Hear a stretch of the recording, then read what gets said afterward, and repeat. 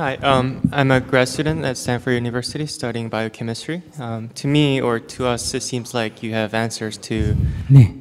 most of the questions or conundrums. Do you still have a question that you really want to answer or want an answer for? And my another question is, I'm really bad at anger control. I think I'm mature enough to kind of recognize the moment that I lose my control, but I just can't suppress that. I have problems suppressing my anger, although I kind of recognize the moment that my brain just goes awry. How can I do better anger control? That's my question.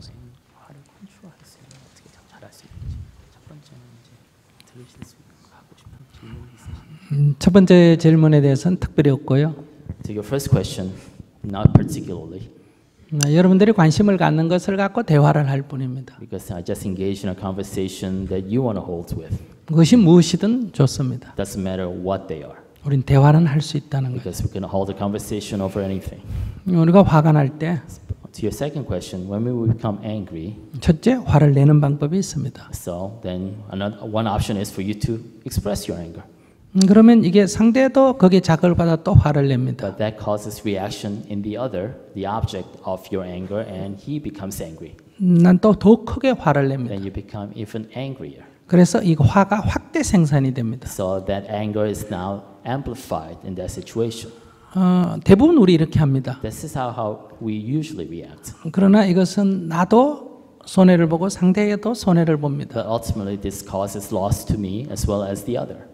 가장 어리석은 행동에 This 속하죠. is the most foolish option that you have. 그럼 두 번째 화를 참으라고 말합니다. Second, the option is for you to suppress your anger. 그러면 확대 생산은 되지 않습니다. Then you at least prevent it from amplifying the situation. 그래서 남에게 해를 끼치지 않으니까 And since you're not causing the other harm, 사회 윤리적으로는 아주 좋게 평가합니다. from an ethical societal perspective, that's considered a very good option.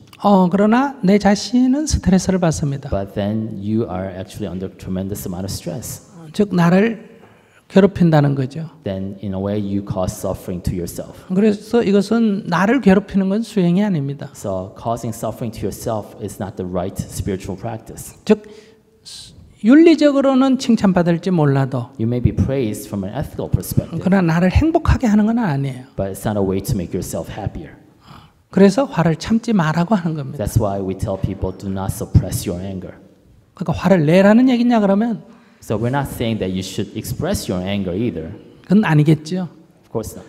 그러니까 화를 내느냐 참느냐가 핵심이 아니라는 거예요. So what I'm saying is that the essence of the question is not whether you express or suppress your anger. 화가 일어나니까 So when you see anger rising, 참느냐 내느냐 두 길밖에 없죠. so when your anger is there already, then those are the only two options, whether you suppress it or express it. 화가 일어나지 않는다면 But if there is no anger to begin with, 이 두 길이 다 없어집니다. then those options do not need to be exercised.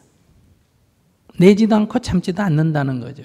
So you don't have to express nor suppress the anger. 왜 화가 일어나느냐? So why does anger rise? 그러니까 화를 내느냐 안 내느냐는 문제가 핵심이 아니고 화가 왜 일어나느냐가 주요한 포인트예요. So you should be asking yourself not whether you can control your anger. The question you should be asking is why is there anger? 그래서 제가 화가 일어날 때 왜 화가 일어났냐를 살펴야 합니다. Saying you have to explore that. 근데 너 때문에 화가 난다. So if you say I'm angry because of you, 근데 정말 그럴까? but is it so really? 이 문제가 깊이 관찰이 돼야 됩니다. So you have to really delve deep down inside you.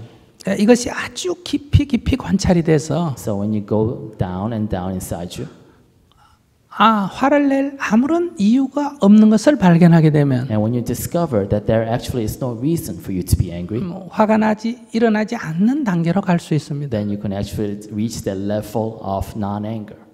설령 놓쳐서 일어났다 하더라도 And you might lose that state. once or twice, 상대를 문제 삼는 게 아니고 then you don't blame the other for your anger. 금방 내가 놓쳤구나 하고 되돌아가게 됩니다. Then you recognize that you have lost your focus and go back to that state of non-anger.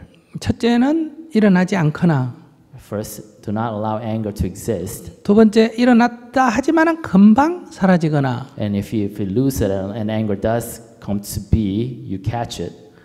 세 번째 화를 내는 단계까지 갔다 하더라도 Third, if you actually anger kind of rises up within you, 내가 어떤 문제에 이 까르마가 작용하구나 하는 것을 알아차리는 계기가 된다. then actually becomes an opportunity for examine your karma to see which karmic elements within you that's causing that anger. 그러니까 이번에는 비록 놓쳤다 하더라도 So you might lose it or not catch it in time once, 문제의 원인을 발견했기 때문에 but because you caught the cause for that problem, 다음에 화가 나지 않는 단계 그것이 도움이 됩니다. that provides you a learning experience for you to have exercised more non-anger. 이렇게 공부를 해가면 So that's a study in spiritual practice. 화가 나는 횟수가 줄어들고 Then you will eventually see that you get angry less often.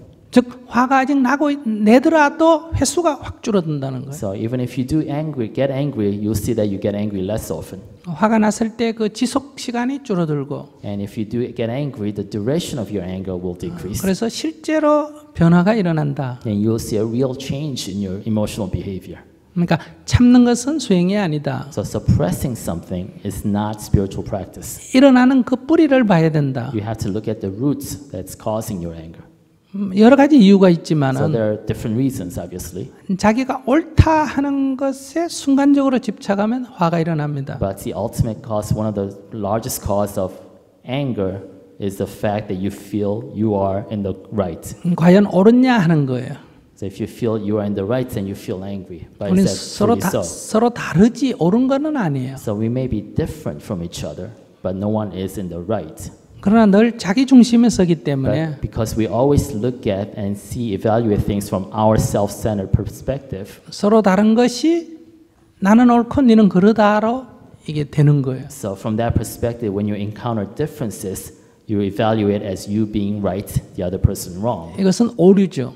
And that is a mistake. 여기 오류에서 발생하는 That's a 거예요. mental mistake. So anger is a direct result of a mental mistake. 이렇게 우리가 몇 가지 원인을 이렇게 깊이 관찰하면 찾아나갈 수 있습니다. So if you explore several different paths to anger, you'll find the underlying cause. 이것을 머리로 이해한다고 되는 건 아니에요. But you can't change your behavior because you intellectually understand where your behavior is coming from. 이건 의식에서 일어나는 게 아니라 무의식에서 일어나기 때문에 Because that behavior is driven not by your consciousness, but 의식으로 your 컨트롤되는 건 아니에요. subconsciousness. So your consciousness cannot control that behavior. 그러나 이것을 되풀이 연습을 하게 되면 But if you engage in that kind of watchfulness, 많은 그 실패를 거듭한 끝에 after repeated failures, 억누르는 것이 아니고 you won't be suppressing anger. 컨트롤하는 것이 You 아니고 won't be trying to control anger. 화를 일어남을 알아차리고 멈추는 그러니까 억누르는 게 아니라 알아차리면 사라지는 이런 단계로 나아가게 됩니다. You'll be able to reach a state where you can actually observe and be awake to anger and allow it to dissipate. 앞에 얘기한 거하고 좀 비슷한데요. Similar to what I said before. 용서해 준다는 거 있었잖아요. So we were talking about forgiveness before. 용서해 줄 것이 없는 단계라야 그게 진정한 용서지. So true forgiveness is for you to recognize that there was nothing to forgive in the first place. 우리가 일반적으로 용서한다 할 때는 Because when we use the term forgiveness, 내가 옳다는 얘기거든요. we are saying that I'm in the right. 그렇기 때문에 용서하는 데는 조금 몇 회 반복되면 이게 용서하지 못하는 쪽으로 터져버리죠. So once you forgive once or twice, then you say, no, that's enough. I won't forgive anymore. 즉 용서해 준다는 것은 억누르고 있는 거나 Because 다름없습니다. when you say you're forgiving somebody, you are actually suppressing something. 그래서 우리가 이 본질을 이 심리의 근저에 작동하는 본질을 꿰뚫어야지 이 윤리 도덕적으로 이 문제를 해소할 수는 없습니다. So you can't solve this by an ethical approach. You have to look at and delve down and gain an insight of what's really driving this in your subconscious. 그러나 1단계로는 But as a first step, 우선 화가 난다고 화를 내면 나한테도 상대에게 큰 손실이 오니까 일단 멈춰야 되는 거예요. You know, it is the first step to this path. Stop expressing your anger because it causes and amplifies the situation. 그러나 그것은 근원적인 해결책은 But 아니다. that is not a final solution. Thank you for your wisdom.